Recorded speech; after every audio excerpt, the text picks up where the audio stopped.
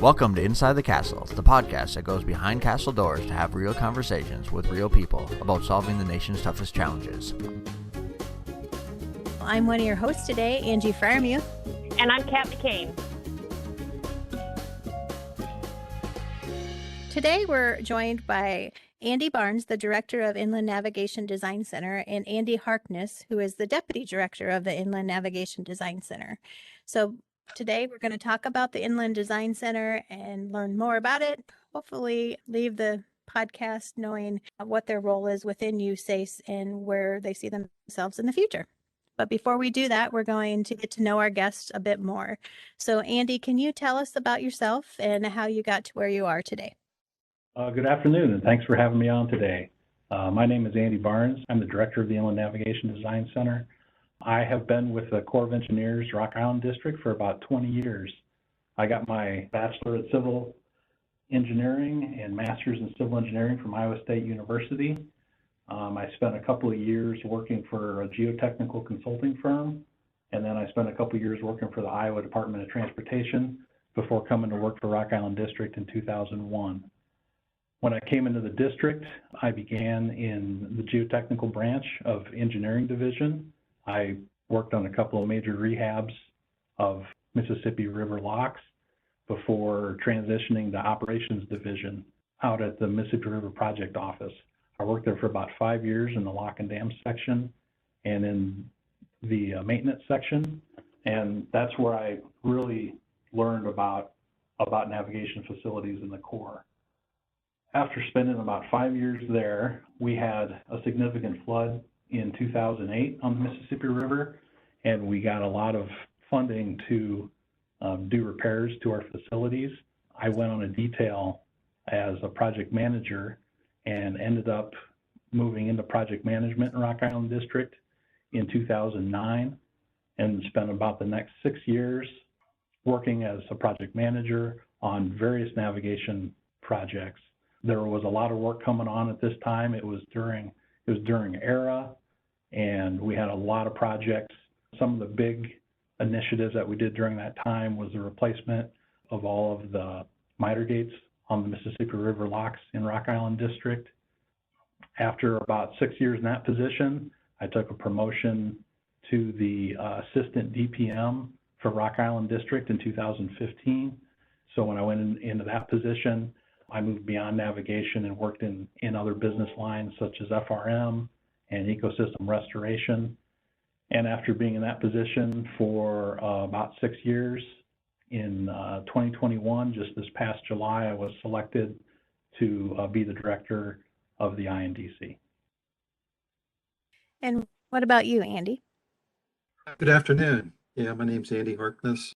Well, I have 35 years of engineering experience. I am a Penn State graduate and for a bachelor degree, and that's in structural engineering. Then I went to the University of Pittsburgh, got a master's degree, structural engineering. I joined the Corps in 1989, and when I started as a structural engineer, worked on a couple new locks, the Grace Landing Lock and Dam, Point Marion. And then we moved on to projects on the Monongahela River. I guess a good project I worked on there was the Braddock Dam. I did the concept design for a float-in structure. Back in around 2002, I was a technical manager for concept design for the Atlantic Ocean entrance locks to the Panama Canal. And then in 2004, started working with headquarters on dam safety, and they were creating a risk management philosophy to manage their infrastructure for dams. Worked there until 2016 when I was recruited and came on to the INDC as a deputy director. And it's been a great career here. Thank you both. I always love hearing our guests, how they got to where they are with the Corps today. And obviously you guys both have navigation experience and both have a lot of design engineering experience. So our listeners probably know that the Corps does navigation and the Corps probably does design. So our listeners may not know, what is the Inland Navigation Design Center and where is it located? So the INDC is a mandatory center of expertise focused on inland navigation design, so lock and dam infrastructure. The INDC is centered in two divisions, MVD and LRD. The director sits in Rock Island District and has command and control up through Rock Island District, through MVD to headquarters. The deputy director sits in Pittsburgh District and interfaces with LRD. And then the staff of the center is geographically located throughout MVD and LRD. So we have people, we're all actually Rock Island employees, but we are physically located at various districts throughout the two divisions. How was the INDC created, and what was the reasoning for it? The INDC has its roots going back more than 10 years ago under the Civil Works Transformation Initiative for looking at methods of delivery for inland navigation. They decided to create a INDC. And really the intent, the overall objective is to consolidate technical expertise within the center to facilitate efficient, effective delivery of specialized design and related engineering services, inland navigation. So it really started, I guess, in 2013 when there's a directive to MVD to stand up a center in Rock Island, one center, two locations. The other location is Pittsburgh. Very interesting. So obviously when it was created, it was to help with, consolidating all the design expertise into these locations. Outside of that benefit, what other benefits does the INDC provide to the Corps? So one of the ways that we really try to provide a lot of benefit to projects is through the use of design charrettes. This concept is also addressed in our ER, but the idea of a design charrette is to identify all the right people up front to get involved in the project. It's not just the designers. It does include the designers, but it also includes the users and other stakeholders so that you get all the issues and all the aspects of the design up front. You can get all the constraints and everything that you want to address in the design, and you have everybody there who can speak to all these items. And we encourage people to perform these at the beginning of your project so that you can get the quality in up front. It's not something that costs a lot of money. They're scalable, and they really provide a tremendous amount of value. And that is how we look for ways to use standardized designs to end up with these common components. Those are aspects of the design that we can look at the very beginning when we're doing these design charrettes. That's one of the keys to how we have historically and will continue to provide the value that we do to these projects. When you were talking about your successes, it was obvious that you've done some work for core districts and stateside, but we were just interested if you have done work for international partners, and if so, could you talk a little bit about that? We do support for some external agencies through coordination with districts like Mobile District. They have a lot of relationships with governments in South America, and we do provide support to Mobile in accomplishing their work that they have with these external governments. We don't have a lot of work that we perform directly with other governments internationally, but we do have a lot of relationships with some international organizations. There's an organization called PIONC. It actually is the World Association for Waterborne Transport Infrastructure. It's based in Belgium, and it focuses on maintaining expertise and performing technology transfer on waterborne transport throughout the world. So we do maintain an active relationship with that group. It's been very difficult the last couple of years because of all the limitations on travel, but we do still regularly interact with that group. We have done work in a couple places internationally. In the Ukraine, we traveled there and made an assessment of their waterway system. And we've also done a similar activity in Brazil. That's part of what the Ukraine work is something that Andy participated in, so he can speak to that a little bit more.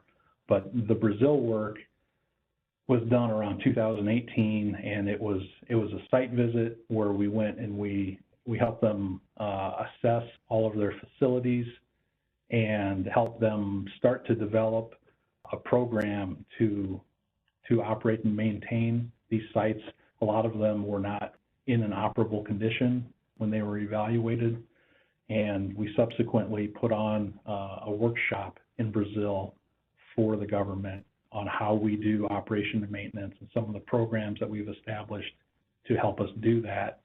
And we are currently in discussion with Mobile District about doing kind of a second round of that in Brazil, going and visiting these sites again, because my understanding is that they're all now operable, that we would go take a look at those and see what they've done and possibly provide another workshop along the same lines. And then also to participate with Mobile District in arranging a visit for the officials from Brazil to come and visit some lock and dam facilities in the U.S. so that they can see firsthand how our processes work. We've done work for the State Department. That's how we got involved with the Ukraine. We went over to the Ukraine, the Dnipro River. Of course, the Ukraine is probably the second largest breadbasket in the world for agriculture. They really wanted to know how to improve their infrastructure to get commodities moved either by truck, rail, or water. And over the years, their waterways have been degrading, and they were looking for a plan. How do they move from where they are today to a safe and reliable system? So we assessed their projects and came up basically an asset management plan to move from a state of deterioration to a vital waterway.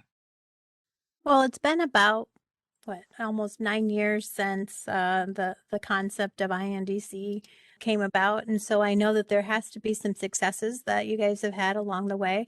So can you talk a little bit about these successes?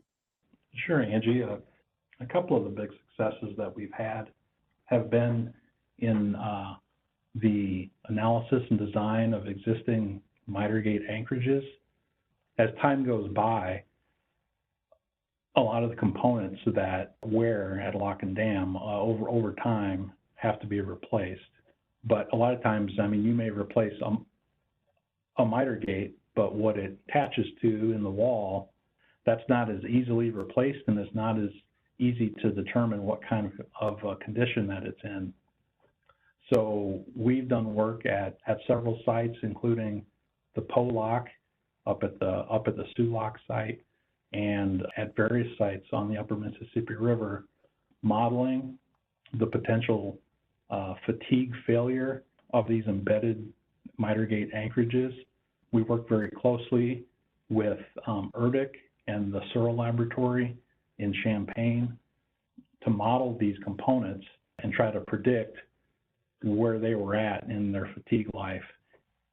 Another success lies along the lines of one of the items that's just starting to kind of be a new topic, a new innovative thing, which is the use of composite materials in these nav structures.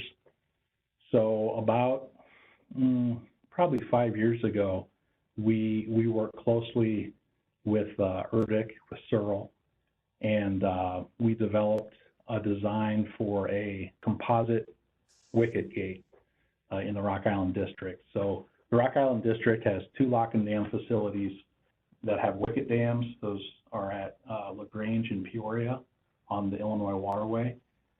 And the way that these wicket dams work, if you're not familiar with them, when there is plenty of water in the system, these wickets is just like these, it's like a series of needles that comprise the dam. When there's enough water in the system, they simply lower the wickets, and then the navigation traffic doesn't actually have to go through the lock chamber. It just traverses right over the dam. And then when there's less water in the system, there's a mechanism, and they're able to hinge these wickets up to create a dam. And then when you're at that condition, then any navigation traffic has to go through the lock. So these wickets are typically made out of timber material. That was the original from 1930s, and that's what we had maintained. But these wickets, which each one is, say, like 3 or 4 feet wide and 15 or 20 feet long, each of these would probably last for about 10 years or less before it would deteriorate to the point it would need to be replaced. I mean, that's a lot of work, and that's a lot of money, actually. These wickets, the oak timber that used to build these things, were very expensive. And so we identified those. If we could make those out of a composite material, so some sort of polymer material that would not deteriorate like a wood timber, there would be a potential savings there. We worked with Erdek and came up with the way to work with the composite industry to start to create these. I think we procured about 3 of them to begin with. The cost of them, even the first cost of these composite wickets, were less than the timber. So even the first cost was less. And those have been in place for about 5 years, and they've been monitored, and they've been performing well. So we're now in the process of starting to procure more and more of those wickets. If you take the savings over a 50-year life, which is what we anticipate to get out of a composite wicket, it could be longer than that, but let's say it lasts for 50 years. The savings, if you have the entire dams done at Peoria and LaGrange out of these composite wickets, is on the order of $20 million compared to wood timbers. Just looking for applications of these innovative technologies is a real potential, and we're continuing to evaluate how we can use composite materials in the right situations. One comment back to the work up at Sault Ste. Marie, Michigan, with the miter gate anchorages. That facility is primary transport for high quality iron ore, and a sunny day failure of those miter gate anchorages would be measurable in a percentage of the gross national product of the United States. It would have resulted in a total shutdown. Had it failed, had we not fixed it, identified it, and repaired it, if it would have failed, it would have been shut down all automotive, manufacturing, appliances like refrigerators and stoves in North America. So that's probably one of our more significant things for the United States, really. Yeah, so that's a great success for the INDC to be involved with that. Obviously, with all of these things that the INDC has been involved with, there's got to be some challenges, right? Because you guys have been around for 10 years. What has been the most challenging task for the INDC to tackle? I'll start with you, Andy Harkness. Oh, when we started, Steve Stockton told us we'd have to rely on our entrepreneurial skills, and he's telling engineers that. So it was a challenge getting funding. We're starting out, we had just a small group. I think, we started out hiring 6 people, 4 technical managers, a director and deputy director. And it's just been a challenge, finding the workload in navigation was rather low in the mid, 2016 to 2020. So that was a challenge, just surviving, I guess. And now, there's just an awful lot of work. Inland navigation with the SULOC, the Upper Ohio, NESP, the infrastructure bill coming. I think our problem is the other side now. How do we deal with too much work? Like Andy Harkness said, one of the challenges early in the life of the center was, trying to find the right amount of work. It wasn't like the environment is right now. The center still is not a large group. We currently have about 16 employees. So obviously, we are not doing a lot of production design work. The way that the center works is that we coordinate with districts. We build these virtual teams. We are involved in 4 mega projects right now, and the lead engineer for each of those mega projects, which are the new lock at the Sioux, the Upper Ohio project, Brazos River floodgates, and Brandon Road Interbasin project. The lead engineer for each of those projects is within INDC, but the design team outside of that is comprised of people from the districts, and that's how we've functioned to date, where we provide certain expertise, but the bulk of the work, the bulk of the team still comes from the district. To address your original question, what are some of our challenges? I'm fairly new to this position, but I think historically, and even today to some extent, one of the challenges is this center going to come in and take a bunch of work away from districts? The messages, that we want to send out is we come in peace. We're here to help. We're not here to take work away from districts. We are here to partner with and coordinate with districts and bring in the right people and the right expertise that we either have in the center or we have access to, because we do this sort of work all over the country. So we may know if you're doing work over here and you're doing this type of work, we may know, oh, well, they've done that in this division and district over here. Let's get that expertise over with this team. That's the real value. That's the real power of the INDC, I think, is identifying the right people to get involved in these designs up front from the very beginning, so that we can ensure the consistency and quality that we need to deliver for the enterprise.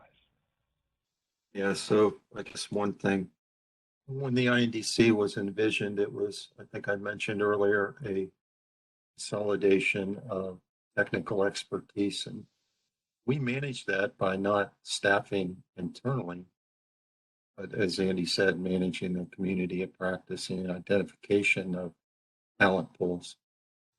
Yes, absolutely. The community of practices does offer that opportunity to pull in talent and to help manage projects and workload as we go along.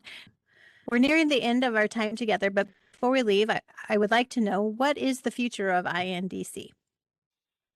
So we just talked about, what the last 10 years, how the center has evolved. The work environment today, it's almost unbelievable how much work appears to be on the immediate horizon. We had already, started working on 4 mega projects, and now with the passage of the infrastructure bill, the amount of work that is coming to the Corps is almost unbelievable. It's a very exciting time to be in the Corps of Engineers. I mean, I know people when I came to Rock Island in 2001 had been talking about designing new 1,200-foot locks on the Mississippi River for some time. We are now going into an era where it appears that is fairly likely to start occurring. As that happens, as that work environment goes on, the INDC will continue to evaluate what we need to do, how we need to adapt to provide the services that we need to provide to the organization. We haven't found out exactly what's coming yet, but I mean, we've seen some pretty big numbers, and we know the types of projects that it's going to. Once that becomes known, probably early calendar year, we will be working closely with all the districts that are receiving those projects, working with them to see to see what they need from us. And we need to increase our staff and capability in order to keep up with that workload. We will certainly do that. But it's something that, people have been waiting decades for something like this to happen. The amount of our navigation infrastructure that was constructed in the 1930s, that's the bulk of a lot of our nav infrastructure is in the 60 to 80 years old or more, and having the opportunity to bring us into a more modern age and do a lot of work to make these sites more resilient, more reliable, and really give us the capacity that in a lot of cases we have outdated capacity and we need to bring it into the modern era. It's a very exciting time. I wish that I was coming into the Corps right now instead of 20 years ago, but I'm glad that I'm still here to get to experience it, and just looking forward to all the work ahead in the next decade and beyond. All right, thank you, Andy and Andy, for joining us today for this edition of Inside the Castle. We appreciate you and your insights. To our listeners, we want to hear from you. What topics are important to you and people you are interested in hearing from? Until next time, be safe, be innovative, and be revolutionary. Thanks for joining us for this Inside the Castle podcast. To provide your feedback, email us at cw.infrastructure.team@usace.army.mil.